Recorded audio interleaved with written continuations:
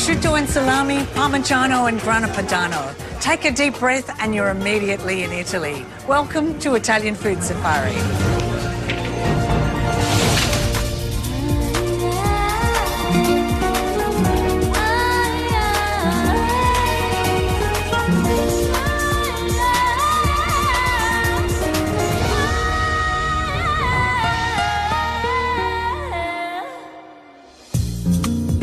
On this safari, the joys of preserving produce at its best.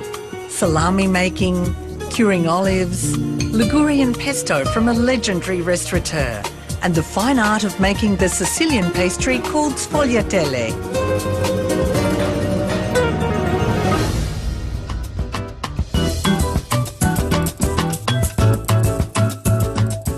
Preserving the best of the season's fruit and vegetables and even meat and seafood is fundamental to the Italian way of life. That way, delicious food is available year-round. So quickly go through what you preserve. Everything. You preserve everything? That's quick, isn't it? Melbourne general practitioner Pietro Di Maio wanted to fine-tune the methods of preserving he'd learnt as a child from his family and was hoping to buy a book that could answer many of his questions. He couldn't find one in either Italian or English, so he did a lot of research and wrote his own. The self-published book Preserving the Italian Way is now a bestseller and a Bible on everything.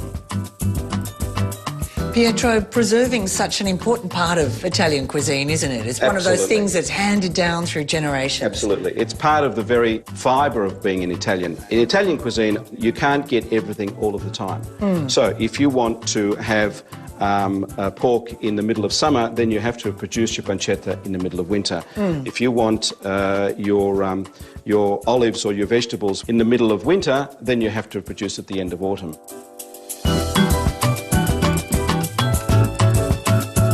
Tuna is something that you love preserving. Absolutely. And is the flavour vastly different to something that you'd get in a tin in brine or oil? Well, I think it's totally different. When you do your own tuna, you know that that's the flavour that you've got. You basically only use salt and oil, and that's it. So there's no additives, there's no processing, there's no changing it. It's exactly as it's meant to be. And we're outside because? Because it smells, and because my wife will kill me if I boil this up. What you do is you first of all have to cut the head off, and you remove that, and then you cut the rest of the tuna up into 7 centimetres. So they're the 4 fillets that you do. How many times have you done this? 20 probably. Oh, yeah? Yeah. So it's at least annual event? Oh, yes. Oh, yeah. I've made up this thing which is like it's one of those steamer... Chinese bamboo steamer. And the reason for that is to take it off the bottom of the pot, because otherwise the heat will actually transmit and it'll actually scorch the meat. And then so for every kilo of meat, you put 120 grams of salt, and that seems like a lot of salt, which it is, but that's fine. And then you basically cover in water.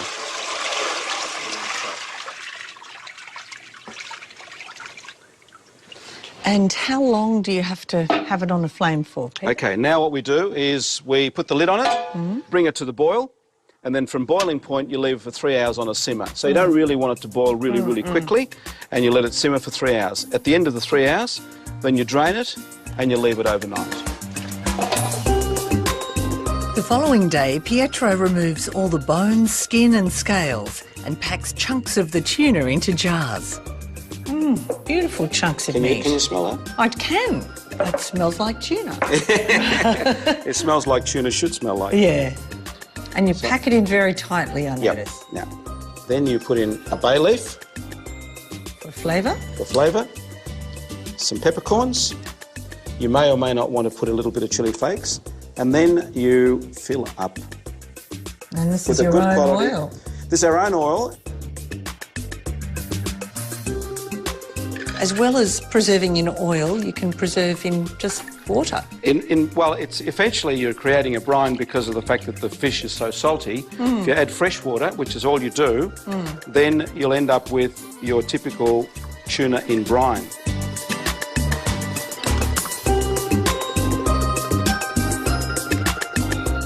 The sealed jars are put into a large pot filled with water to just under the lids.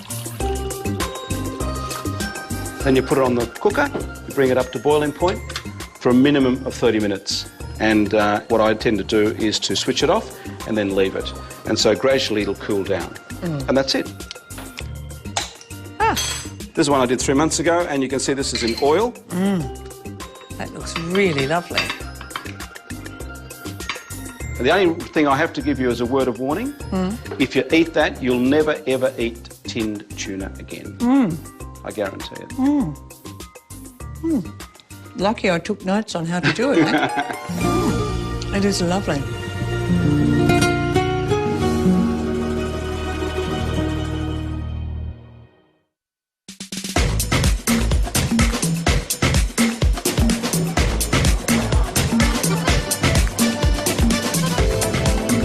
Guy, you can get salami in so many delis, but a lot of Italian households actually make your own, don't you? Absolutely. It's still a very strong tradition. When winter comes, the pig gets purchased, broken down and made up into the salsicce. And why do people do it? Does it connect you with Italy, or is it the flavour that you're Well, after? it connects to tradition, and also every family thinks they make the best. They put their own special ingredients in. Though they're found throughout the world in the finest delicatessens, salami began as a peasant food in Italy. The name salami originates from the word sale, or salt, essential in the salami making process. You grew up with this since you were very young, yeah? Yeah, school holidays would go up and make salamis together with Dad and uncles and cousins, and hence some of the cousins are here now. They're the ones that are still keeping the tradition. And no nitrates, nothing. No preservatives whatsoever. Nothing, just all natural. Meat, salt and capsicum, that's it. Riccardo Momezzo grew up in a traditional Calabrese family who have always made their own salami. He's head chef at the inner Melbourne restaurant Sarti, specialising in traditional Italian fare with a modern twist, creating some clever signature dishes along the way. Is there a particular kind of pig you look for, or...? Yeah, just the large whites. Yep. Between 150 kilo to 200 kilo pig, so you get about 60 kilos of sausage mince. Yep. So we use the whole beast. And we make a different type of salami. So we use the fennel seeds, lung, throat. What do you call that? Pulmoni. The pulmoni. Pulmoni, yeah. Lungs. Lungs, yeah. That's fantastic. It's the best. And the testa, the head? The head, we do the guanciale, which is here. Beautiful. Or here. And the guanciale, you dry that like Salt it. You salt it and Yeah, dry exactly it like you right. would a prosciutto. That's right. That's great in pasta. fantastic. Fantastic, yeah. And the ears and so get cooked over in rendered down fat, and that's it. So once a year you would do this, Yep. always in the cold weather like this, the winter time? Yeah, about middle, which is now.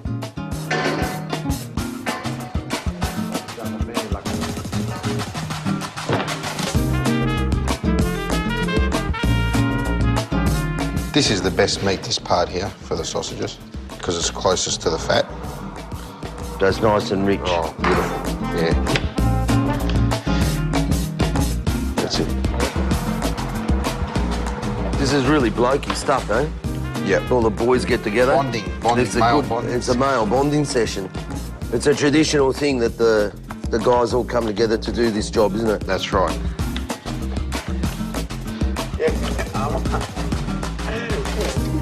Once the pig has been broken down, the meat is minced coarsely and a close eye kept on how much fat goes into the mix to make sure the future salami is moist enough.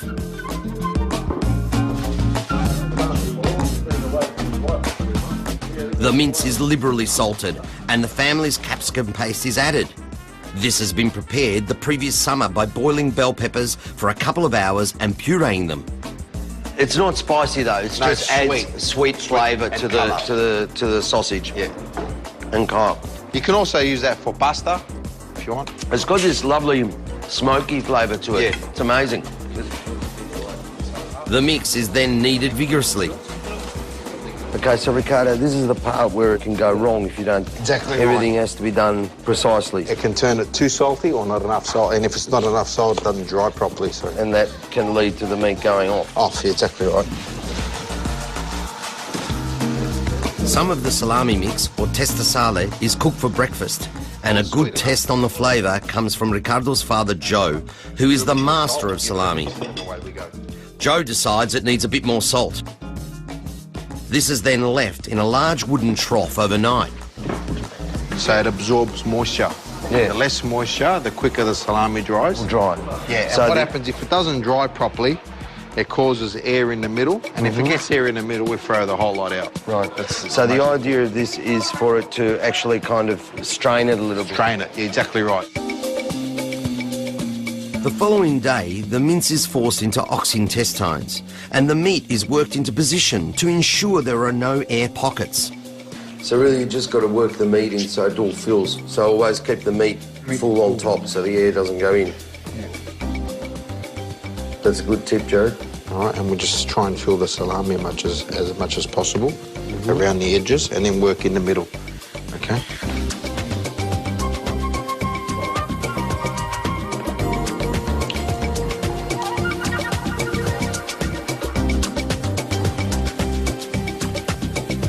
So they sit here now overnight? Overnight. Yep. Just to shrink a little bit, get a little bit more moisture out, and relax them, and then we'll hang them up. Now, how long will they sit there in the air?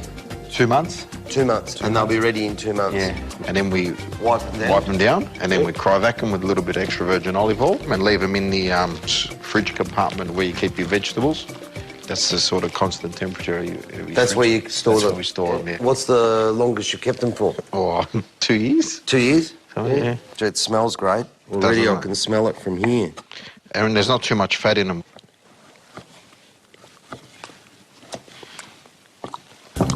Oh. What can I say that hasn't already been said before about salami? That's amazing, mate. That's good, isn't it? Honestly, that's good.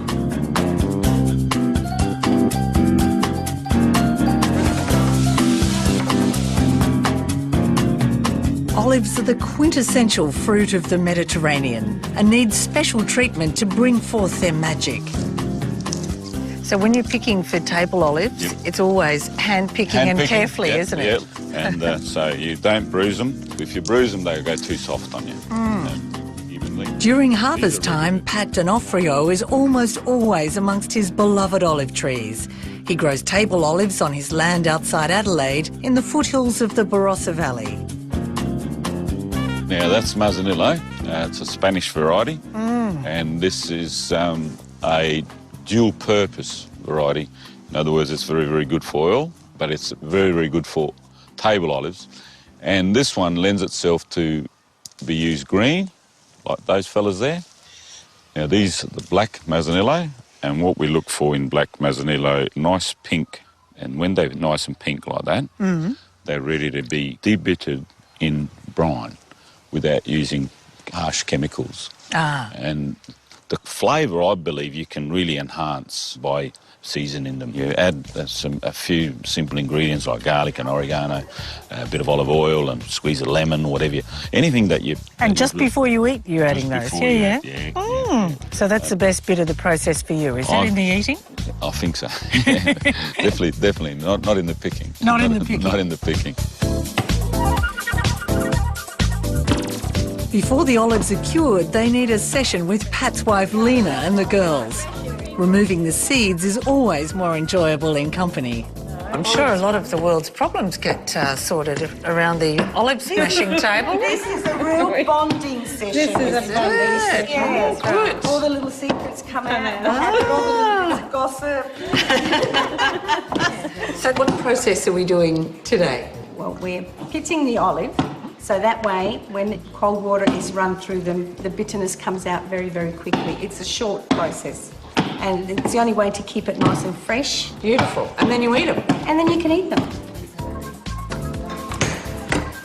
Exactly the same results. But you have a whole olive shape, You have a whole olive. What's your olive consumption like here? I always try them when I season them. I have to try them because it makes sure that they're fine.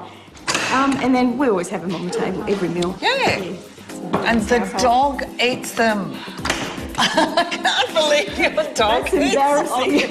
Oh, that's a clever dog. There we go. Did we really crack all of those? You did. So when we crack them, we put them straight into some clean water, nice, clean, fresh water, no salt. And this is our first water change. So you can see already how that water has discoloured. So that's part of the bitterness coming out already. Okay, just drain them all out. Then we add clean water into them. And you do this every day for 7 days, 7 days, twice a day. Twice a day? Twice a day. But it's important to submerge the olives under the water. Eventually, they should look an olivey colour like that. So we're going to dress some cracked olives, the best part. This is enough for one sitting, you reckon? I reckon, yeah, you and me. Yeah. Salt. Don't need not too much salt. Natural grown garlic. Fresh oregano or dried, but Dried, yeah. this season's oregano. So you dry your own? Oh yes. Some fennel. Oh, see? beautiful. Okay, not too much. Just the most important bit. The good old extra virgin olive oil. A nice little drizzle of that, eh? And that helps all those flavours mix in. Mix in thoroughly, and that'll stick to the olives. And at the end of the day, when you've finished eating the olives, you get a nice lump of bread and clean up the bowl. What do you call this, Pat? Olive bruschetta. Oh, don't think I've ever eaten quite so many olives at one time. We hope you've taken all the pips out, because it's not very nice when you bite into a pip. These are beautiful. Nice. Oh.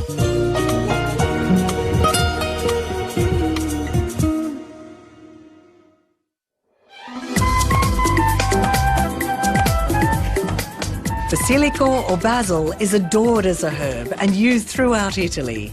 Most regions have a version of pesto, a fresh paste using basil, but it's said the best comes from the northern province of Liguria. If you have to make the pesto, you try to pick the smallest leaves. Oh. So is that the smell of summer in Liguria for Summer you? in Liguria, exactly. Ligurian expatriate Lucio Galetto has always celebrated the food of his home region in his art-lined restaurant in Sydney's Paddington. Lucio's has been a temple of fine Italian food and service since 1983, and Lucio's Ligurian pesto has always had a starring role.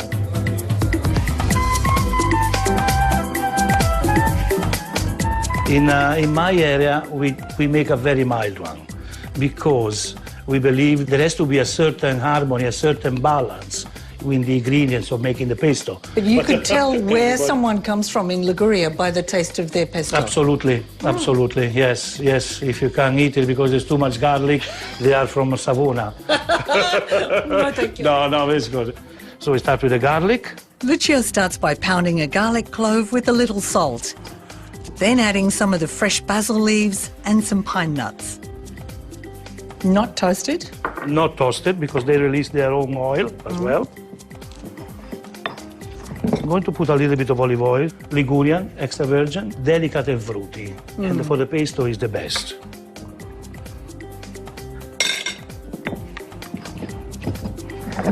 A beautiful color already, isn't it? Lovely. Now, the cheeses. Lucio uses 2 cheeses in his pesto, a Sardinian pecorino and the best Parmesan. Parmigiano Reggiano. I think is enough pounding. Now, as much oil as it can take. So this is one of those things, when it looks right, it It's not, smells yeah, right. it's right. Pesto Here we can go. be served with different varieties of pasta. Lucio loves it with just cooked spaghetti combined with potatoes and green beans. I like my spaghetti, in Italian we say in piedi, which means standing up. So they're very, very al dente. They say, how would you like the spaghetti? In piedi, standing up. Drain all together, the pasta, the potatoes and the beans. Okay, here we go. We put a little bit of pesto, not even half, on the bottom of the plate. The drained pasta on it.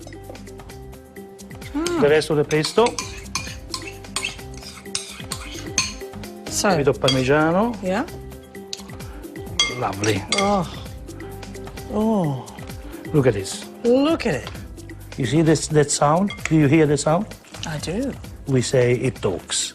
Parla. La pasta parla. And what's it saying to you, Lucio? He said to me, eat me now. Yes, yeah. And give some to me. Shall we eat? Please, can we? Thank oh, you look, so much. You use the fork properly. Brava. Small. Allora, here we go.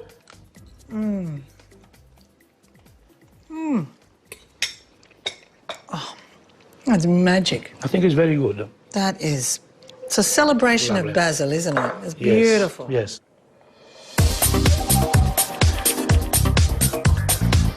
Amongst the luscious sweets on offer in Italian pasticcerias is a delicious combination of pastry and creamy filling called sfogliatelle. Its name means many-layered, after the overlapping fine layers of pastry.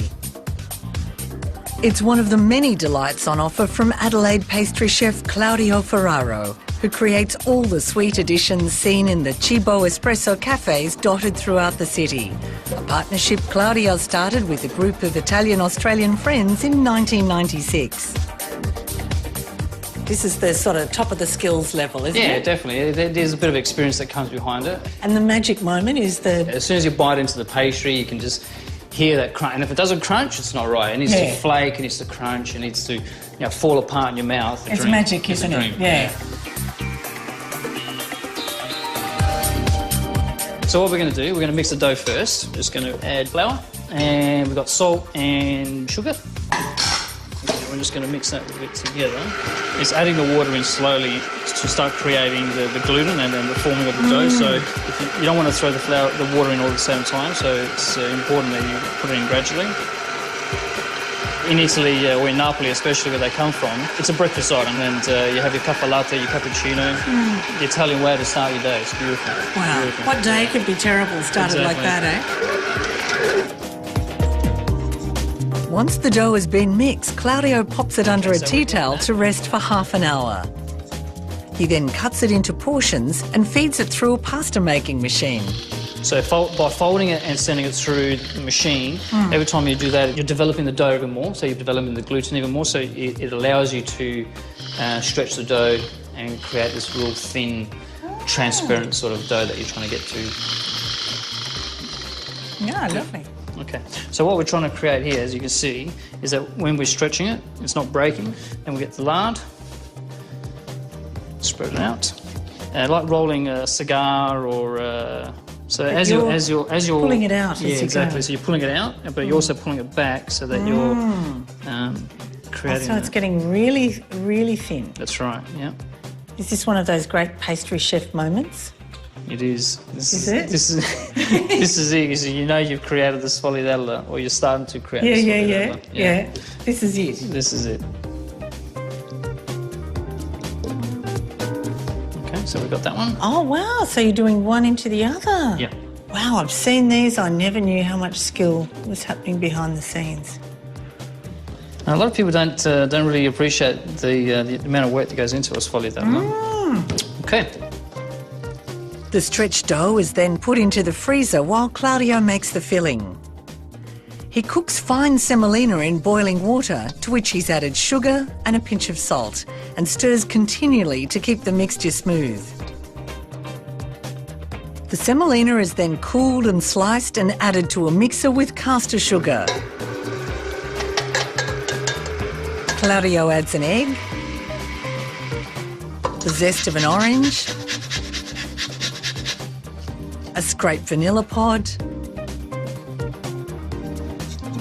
and a generous teaspoon of cinnamon. He adds fresh ricotta, mixes it, then adds another egg and whips the fragrant filling together until it's smooth. That's good. And what we're trying to get now is the individual sfogliatella themselves, the pieces. So as you can see, what we've created Oh, look at is that. all the layers. All those are layers. That is quite magic. How many layers do you reckon you've got in there? There'd be 50, wouldn't there? Oh, yeah. Yeah, easily. Easily. Okay, so we've got the disc, and we're going to use a little bit of lard just to help us open up the layers. So what we're trying to get is a shell. So it's going to look like a beach shell. Once we've got to that point there, we're going to fill it with ricotta.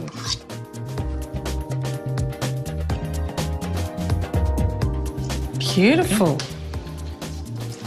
Hot oven? About 180 degrees. Yeah, so it takes time to get its colour. And for how long?